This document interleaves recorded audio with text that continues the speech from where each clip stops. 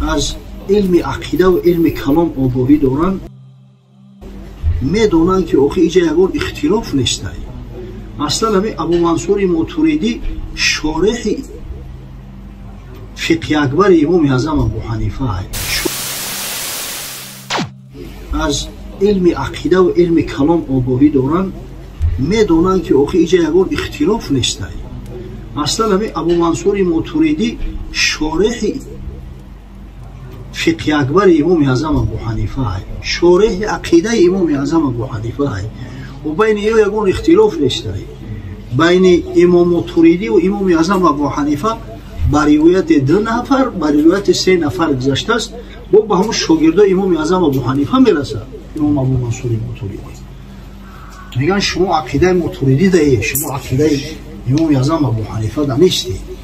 اصلا واقعا عقیده سلف صالح، عقیده ای که امام اعظم ابو حنیفه و همین ائمه اهل سنت و جماعت در او بودن، عقیده تفویض میگنش.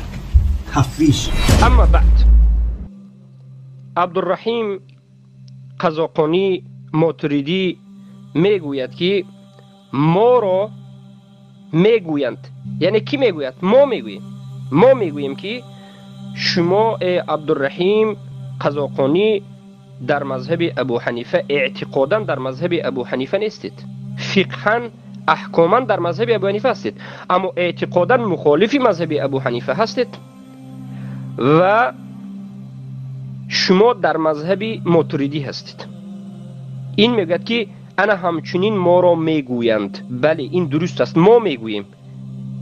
و بعد از این میگوید که مذهب ماتوریدی، عقیده ماتوریدی عینی نفسی خودی عقیده ابو حنیفه هست. یعنی بین ابو منصور ماتوریدی و بین عقیده ابو حنیفه هیچ فرقی نیست میگد.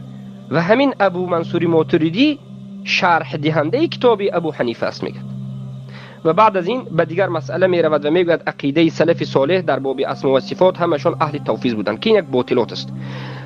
ببینید در همین جا سرشوی صحبت ایشان عبدالرحیم قزاقانی ماتوریدی جهمی باطل است. میگوید هر کسی که به علم کلام و عقیده درک دارد یا که فهم دارد یا علم عقیده و کلام میفهمد، علم کلام علم مذموم است.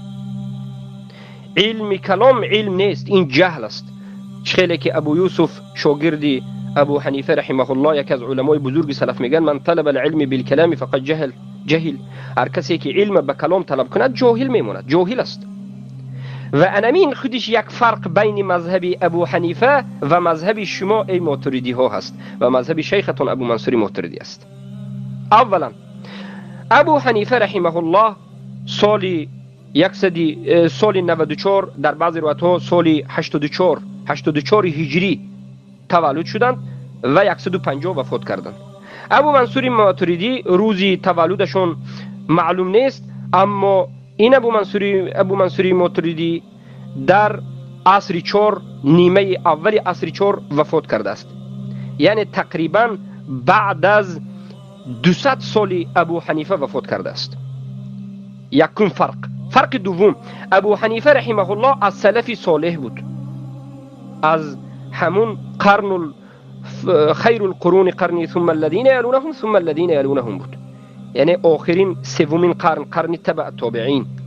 اما ابو منصور ماتوریدی از قرن این ذهبی مفضله یا از سلف صالح نبود.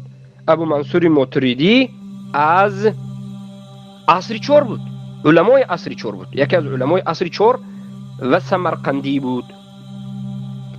اکنون بعد از این باید بدانیم که سخنی که عبدالرحیم قزاقانی گفت که هیچ فرق بین ابو حنیفه و ابو منصور ماتوریدی نیست، عقیده ماتوریدی همون عقیده ابو منصور ماتوریدی است یا عقیده ابو منصور ماتوریدی، عقیده ماتوریدی ها عیناً عقیده ابو حنیفه هست. این یک باطل و یک دروغ و یک جهالت محض است.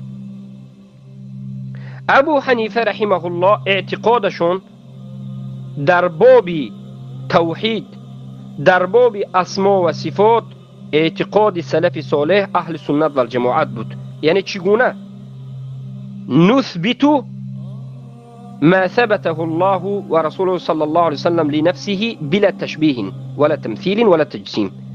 ما اثبات میکنیم همان چیزی را که الله در حق خودش در قرآن اثبات کرده است و رسول الله اثبات کردن در حق الله سبحانه و تعالی، بدون تشبیه کردن و بدون تمثیل و بدون تجسیم. هر چیزی که الله از صفات ها به خودش اثبات کرد و هر صفات هایی که رسول الله اثبات کردند اثبات میکنیم. معناش به زبان عربی فهمیده میشود، اما ما تشبیه نمیکنیم. کیفیتش یعنی چگونگی صفت رو ثبات نمیکنیم. نمیگویم که صفت الله مانند صفت انسان است یا انا این خیل است، انا این چگونگی صفت گپ نمیزنیم. و این چنین عقیده سلف چی بود؟ تحریف نمیکنیم، از ظاهری صفت ها رو تحریف نمیکنیم، یعنی تغییر نمیدیم. و همه این سخن ها رو ما از کلام ابو حنیفه، از فقه اکبر و از ابو جعفر الطحاوی و دیگر از علمای حنفی اثبات میکنیم.